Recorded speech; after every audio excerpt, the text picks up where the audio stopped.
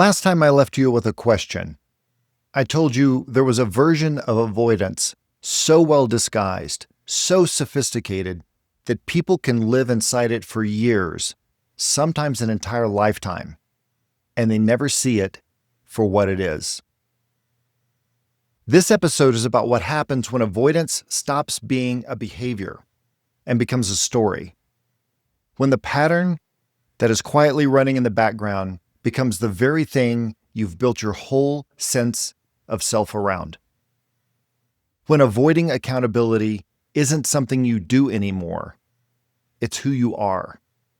And here's what makes it so hard to talk about and so hard to shift, is that it doesn't feel like avoidance.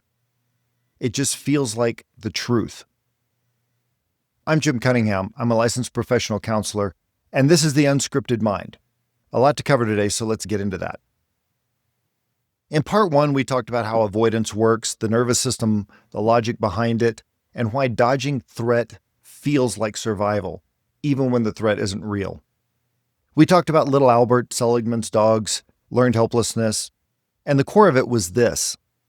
Every time you avoid something and your anxiety drops, your brain logs that as a win.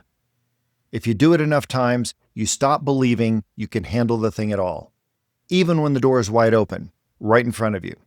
Instead of leaving, you just decorate the cage. We also talked about 4 tools for breaking that pattern, naming it specifically, building the fear ladder, killing the open-ended timeline, and counting what avoidance is actually costing you. Today, I'd like to dive deeper into some of those, especially the fear ladder, which I'd like to give you a full clinical picture on. Not only what it is, but how you use it in a real conversation, for example. But first, I want to spend some real time on something I teased in the end of part 1. Because there's a pattern sitting underneath a lot of what brings people into my office. Underneath the relationship struggles, the stuck careers, the same arguments that never go anywhere. And it's one of the most significant things I encounter in this work, not because it's rare, but because it's everywhere, and almost no one is talking about it in plain language. Researchers call it the tendency for interpersonal victimhood, kind of a mouthful. And when I describe it, some of you are going to recognize this in somebody in your life, maybe even yourself. In 2020, a research team out of Tel Aviv University published a study in a journal called Personality and Individual Differences. What they introduced was a personality construct they called the tendency for interpersonal victimhood, or TIV for short. Here's how they defined it. An enduring feeling that the self is a victim across different kinds of interpersonal relationships. Let me unpack that a lot because this really matters. This isn't a reaction to one hard experience. It's a temporary response to something genuinely painful. It's ongoing, it's stable, generalized sense of being wronged across relationships, across time, regardless of what's actually happening. And what the research found is that this isn't just a mood. It isn't just low self-esteem. TIV is a stable personality trait, meaning it shows up consistently across different situations and in different measures. Researchers found 4 dimensions to it. I'll go through them one by one. The first is the need for recognition.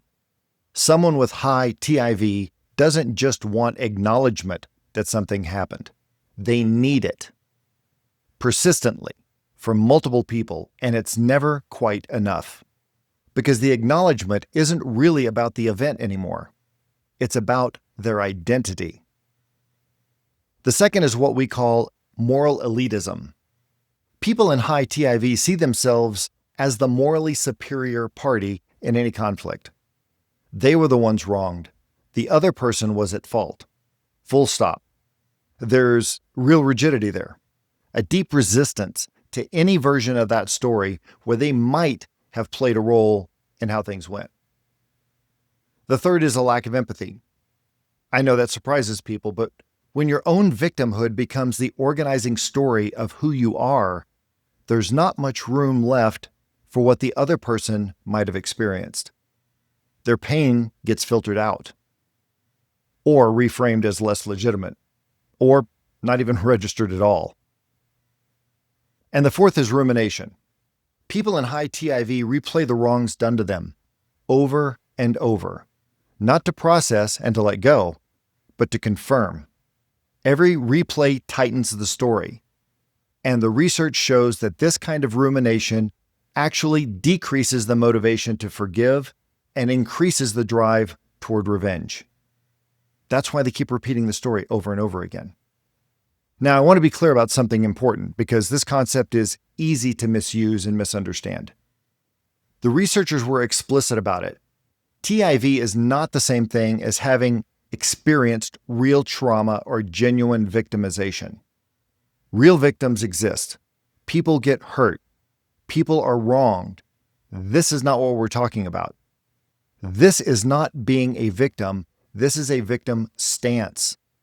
What TIV describes is the pattern where victimhood stops being something that happened to you and becomes the lens through which you interpret everything else that happens to you, where the story of being wronged becomes the primary way you make sense of yourself and your relationships. And here's the piece I find most clinically significant. The research showed that TIV is linked to anxious attachment, the attachment style that develops when early relationships felt unpredictable, when connection felt unsafe. The person who learned early relationships are fundamentally threatening often develops a hypervigilance to being wronged because they were trained to expect it. So the victimhood identity isn't a character weakness. It's not laziness or manipulation, though it can function in that way in a lot of situations. It's a nervous system that learned to find a threat in everything interpersonal and then build a story, a whole story around that threat to make it make sense. So here's why this matters for avoidance specifically.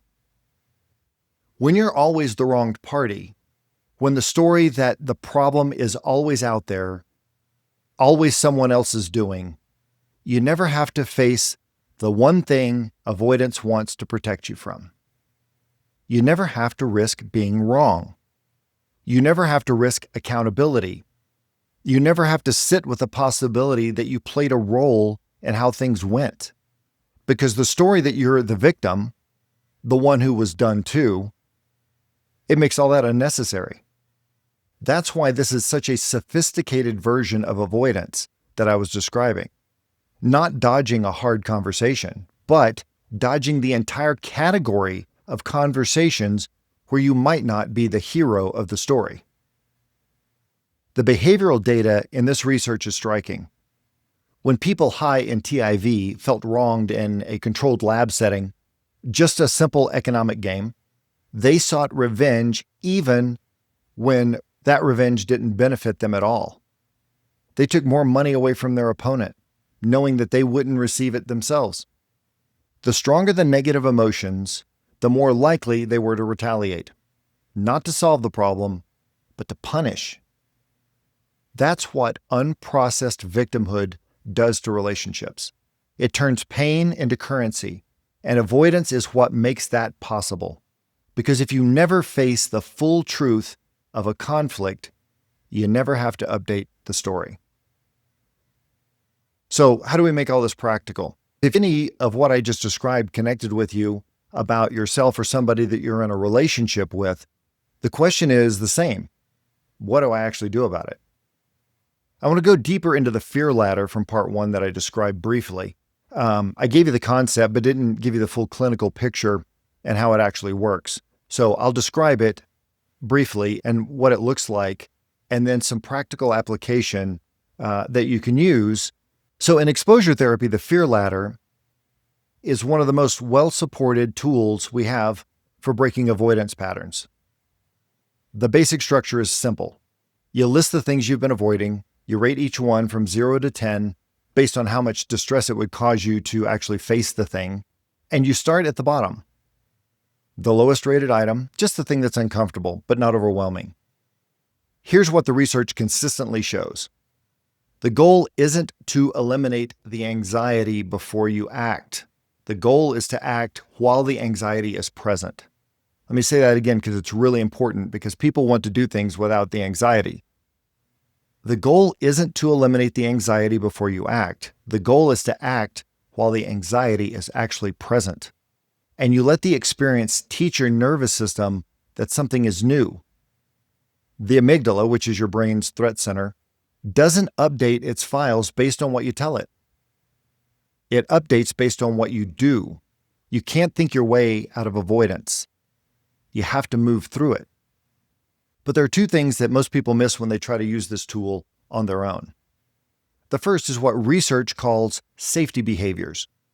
These are these subtle moves that we do when we try to stay technically in a situation while still avoiding the actual fear. The person with social anxiety, for example, who goes to the party but spends the whole night on their phone. The person who has the hard conversation, but only by text, never face-to-face. The person who always brings someone along so they never have to sit with the discomfort alone. Safety behaviors feel like progress, but they're actually not. They prevent your nervous system actually getting the correct experience that it needs. If you show up to the situation but use every tool available to manage your anxiety while you're there, you leave having confirmed that the situation still required management of some kind, and that you couldn't handle it without doing that kind of management. The research is clear. The most effective exposures happen without the safety behaviors. That's not cruelty. It's how learning works. You need full experiences, including the discomfort, to get the full update. This is why I often say that it's not always a good thing to deprive people of the struggle that they're in. Letting them struggle creates strength and resiliency. And a lot of times it's easier to try to rescue them. And I think oftentimes that is more for us than it is for them, because I don't like seeing someone struggle. So I'm trying to alleviate my own discomfort, which ironically is just another type of avoidance. The second thing people miss is the pace. The ladder is graduated, but graduated doesn't mean slow. What matters is that you don't skip steps. Think of it like an actual ladder. You can climb fast or slow, but what you can't do is jump rungs, because if you start skipping the middle steps, there's nothing going to catch you when a higher step is too much. That research also shows something important about where to stop. When you hit a step that generates real distress, don't retreat. You stay with it. Anxiety peaks and then it drops.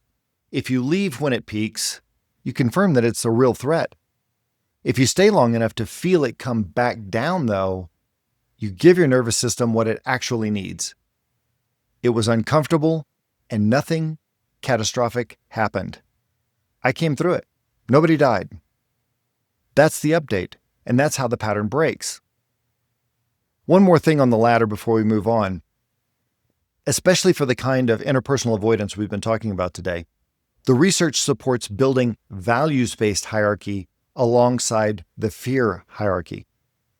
Not just what am I afraid of, but what am I not doing because of that fear? The relationship you haven't fought for, the conversation that would change things, the version of yourself that requires you to be honest about your role in something. When the latter connects to what you actually value, not just what you're afraid of, the motivation to climb changes. It's not about managing anxiety anymore. It's about getting your life back. And that's the most important thing. So, how do we use all of this? Let me give you a practical example with conversation strategies. Because the fear ladder is great for building tolerance and resilience, but it's also the practical question of, what do I actually do when I'm in a room and I'm dealing with that anxiety straight up? So an example is hard family conversations. Everybody hates those. There's always a lot of baggage that comes into the room even before we go into the room. So one of the biggest mistakes I see is going into a room and reacting rather than going in with a plan, and that is being proactive. And when you're an avoidant person, reacting to something is almost always the default. So I'll give you 5 ways to kind of approach this example. First, decide what you want people to know before you walk in. not what you want to say in response to everything they bring. 3 points, that's it. What is the clearest, truest version of where I stand? And you write those down. That's your message. This reduces anxiety because you already have the answers to the test before you go in the room. Every question they ask, every challenge they raise, every attempt to take things sideways, distract, you return to those 3 things. You don't have to answer everything. You just have to respond and come back to the things that you want them to know and the things you want them to hear. This is not manipulation, to be clear. It's clarity. And clarity is the antidote to the back and forth that never resolves. This keeps us focused and centered on what we're trying to do. And when people start trying to lead that astray, it's something I can always fall back on when things start going sideways. The second thing is, less is always more in these situations. Explanation almost always leads to more negotiation. If you set a boundary for your child and they break it, and you try to explain why that boundary existed again, they're going to start trying to punch holes into that and try to invalidate it. The more you justify your reasoning, the more you give the other person to push back on. You simply state your position and then stop talking. It's that simple. Silence is uncomfortable for most people, but it's something you can use. Research on negotiation and conflict consistently shows that the person most comfortable with silence holds more power in a conversation. Most people will rush in to fill it, so let them. You don't have to do that. The third thing is slow down, physically, literally like move slower. When we're in high-stakes conversation, our nervous systems tend to speed up. Thoughts start racing. We say things we didn't mean to say because we're responding to anxiety, not the actual moment. And we end up saying things we actually haven't thought of yet. That's a problem. The antidote is deliberate slowing down, waiting 2 to 5 seconds longer than you feel comfortable before you respond. The fourth is set the terms up front. Have a plan. Before the conversation even starts, set some ground rules. That means naming what you want and what you're not willing to participate in. Something like this. I want this to be a real conversation. I'm going to stay calm and I'm asking everyone else to do the same. If things escalate to name calling or threats, I'm going to step out and we can come back to it when things settle down. Then, if that actually happens, you have to do it. The person who can walk away calmly from a heated conversation, not in anger, not in drama, just matter of fact, is the person who isn't playing the game anymore. And you can't win a game against someone who won't play. Now, the caveat to this, of course, is when you start enforcing your boundaries, it tends to escalate people. They tend to get more upset because you're not playing the game the way you always have. That doesn't mean you shouldn't do that. Stay calm, do what you need to do, and let them worry about their reactions. Finally, and I think this is the one that changes things the most. When you go in, know how you want to feel when you leave. Not what you want them to say, not whether they're going to approve of you. How do you want to feel about how you showed up? If you can answer that going in, then your standard isn't their reaction anymore. It's your own integrity. And that's something that you can actually control. So I want to end with a reframe I come back to a lot in my work, and I find it lands differently than anything else I've described today. Most avoidant people aren't just avoiding a hard thing. They're playing not to lose instead of playing to win. And that makes a big difference. You've seen this in sports all the time. The team that has the lead, and they try to sit on it. And you feel the momentum shift, and they never get it back. Keeping the peace, managing, trying not to make things worse is playing not to lose. And I get it. If your nervous system has learned that relationships are dangerous, the safest strategy is to minimize the risk. Don't push too hard. Don't want too much. Don't take up too much space. Just stay in bounds and hope nobody gets upset. Play it safe. But here's what playing not to lose actually costs you. Playing it safe isn't going to win you the game. It keeps you permanently reactive. It puts other people in charge of how the conversation goes, how the relationship goes, and ultimately how your life goes. Over time, the people who only ever play not to lose start to disappear from their relationships, from their own goals, from the version of themselves they actually wanted to be. So when I see people who have done this for a very long time, the hardest question for them to answer is, what do you want? They don't know. They're too busy focused on what everybody else wants, and they've lost themselves. Playing to win looks a lot different, though. It's not aggressive. It's not reckless. It's just clear. Going into hard conversations with a position, not just a hope. Saying what's true even when you're not sure how it's going to land with other people. Being willing to let somebody be disappointed or angry without treating it as evidence you've done something wrong. Connection does not require agreement because their reaction is information about them. It's not a verdict on you. Something happens in relationships when one person stops playing the game. It's really strange. When you start trying to change the game, things often get worse before they get better. Somebody often escalates because the pattern changed and the system is trying to restabilize. Systems like homeostasis. So when somebody gets out of line, the system does everything it can to pull that person back into proper alignment with the system. You should expect that. Do not interpret it as failure, though. It's actually confirmation that you're probably on the right track because something real just shifted.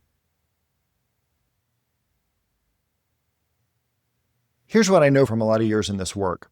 People who do best, who actually change the patterns they came in wanting to change, are the ones who decide at some point that the cost of staying the same is higher than the cost of changing. For most people, what you want has to be greater than what you have, and sometimes it takes people a long time to realize that. And at that point, they stop asking whether they can handle it, and they start doing it. Not because the fear's gone. You don't have to wait for the fear to be gone.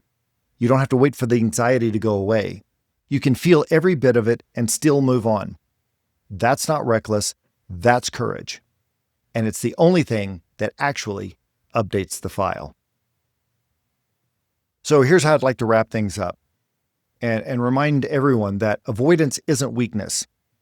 A victim identity isn't evil. These are patterns that made sense at some point, but they've outlived their usefulness. The question is never whether you develop them. The question is whether you're willing to see them for what they are and start choosing something different. So your homework for this episode, and I mean, actually do this, give it a shot, write it down. It has 3 parts. The first one is identify one thing that you're avoiding right now. And this is hard because we don't like to admit this. And this is part of the bigger problem with avoidance, is that most people don't recognize what they're avoiding and what they're doing as the avoidance. So if you can, identify one thing you're avoiding right now. Name it specifically. Put a number on how comfortable it would be to face it from 0 to 10. Then, step 2, ask yourself honestly, is there a story attached to why you're not doing this thing? A story that puts responsibility for the situation somewhere outside of you? Not to beat yourself up over the story, just to see it.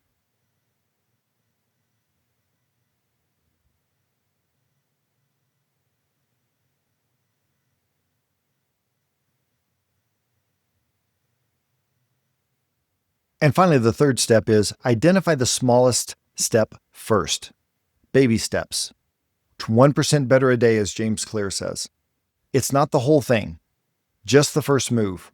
And then ask yourself, what would it look like to go into that with a plan instead of just hoping it goes okay? Hope is not a plan. So it's really this simple. Start with one step at a time. It's that simple. That's it. And that's how the road to getting some power back in your life begins. One step at a time. Until next time, if you've enjoyed this 2-part series, share it, subscribe, follow, leave a review or a comment. That's how more people find the show. And remember, life does not come with a script. Embrace the unexpected, cherish the unplanned, stay curious, and most of all, have an amazing day. We'll see you next time on The Unscripted Mind.